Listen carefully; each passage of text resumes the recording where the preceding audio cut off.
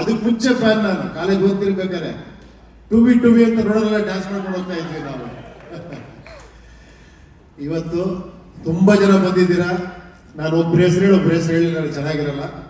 ಎಲ್ಲರಿಗೂ ತುಂಬಾ ಥ್ಯಾಂಕ್ಸ್, ನೀವೆಲ್ಲ ಬಂದು ಆಶೀರ್ವಾದ ಮಾಡಿದ್ದಕ್ಕೆ. ಒಂದೇ ಒಂದು ವಿಷಯ ಹೇಳಬೇಕು ಅನ್ನಿಸ್ತು. ಆಕ್ಚುಲಿ ಪಿಕ್ಚರ್ ಮಾಡಿದ್ರ ಮೇಲೆ ನಾವು ಮಾತಾಡಬಾರ್ದು, ಅದ್ರ ಬಗ್ಗೆ ನೀವು ಮಾತಾಡ್ಬೇಕು, ಅದೇ ಚಂದ. ನಾವು ಮಾತಾಡೋದು ಚೆನ್ನಾಗಿರಲ್ಲ.